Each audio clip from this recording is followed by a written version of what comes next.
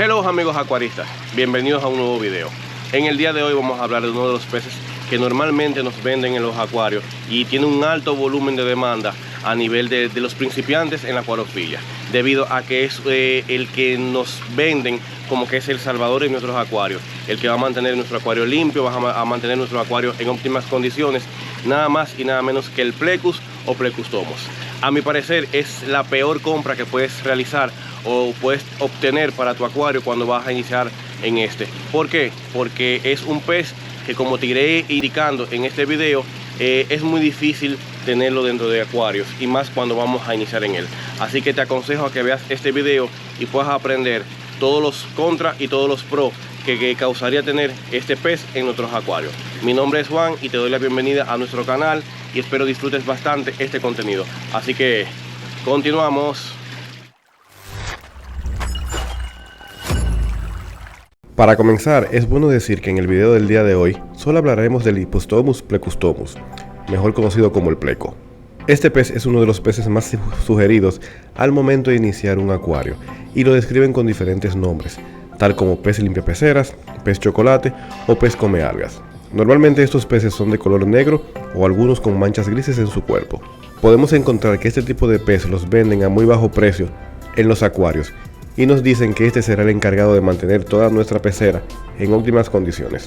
Limpia los cristales, se come los desechos de otros peces y también se come todas las algas que se generan en nuestro acuario. Y definitivamente este es el error más grande. En este video te iré comentando por qué estos peces no pueden estar en nuestros acuarios y cuáles sí podemos tener. Además te contaré qué puede pasar si no los cuidamos correctamente y le damos un espacio que ellos necesitan. Antes que todo, quiero pedirte que si te gusta este video y te gusta aprender sobre la acuariofilia y temas relacionados al cuidado de tus acuarios y peces, por favor suscríbete, comenta y danos like. Esto nos ayudará a crecer y llegar a más personas. Ahora bien, en primer lugar, el pleco no limpia la pecera. Es un pez que definitivamente ensucia bastante la pecera con sus desechos y a medida que este va aumentando su tamaño, asimismo la cantidad de desechos también aumenta. Entonces, ¿por qué lo recomiendan tanto? Esto debido a que el Hippostomus plecustomus se alimenta de toda la comida que queda de nuestros peces y que normalmente se va al fondo, y también del alga que se genera en nuestros acuarios, mayormente en los cristales de nuestras peceras. Pero esto tiene un doble sentido, ya que si tenemos algas en nuestros acuarios es porque no estamos dando el debido mantenimiento que éste merece. Quizás tenemos un acuario muy expuesto a la luz del sol o sencillamente no estamos haciendo los cambios de agua que éste amerita. Ahora hablemos de su tamaño. Normalmente este pez no los venden muy pequeños. Al verlos podemos decir qué bonito, nos ayudará bastante en nuestros acuarios, ya que quien te vende este pez solo te dice que sirve para limpiar la pecera, pero sin embargo al cabo de unos meses vas a tener un pez bastante grande. Solo basta ver con la ficha técnica de este pez y nos daremos cuenta cuál es la realidad con él. Los plecos en acuarios pueden crecer en aproximadamente unos 30 centímetros, lo cual sería unas 12 pulgadas. Y en espacios mucho más amplios se dice que pueden crecer hasta unos 70 centímetros, los cuales serían unas 28 pulgadas. Entonces imagínense nosotros teniendo un pez de gran tamaño en nuestros acuarios y comiendo y produciendo desechos.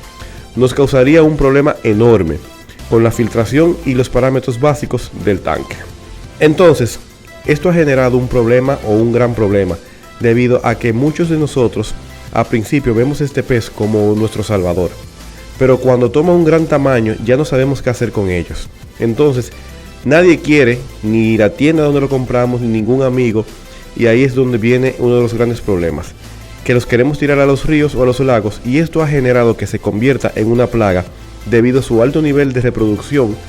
Actualmente en toda Centroamérica tiene una alta población de este pez y lo llaman pez diablo.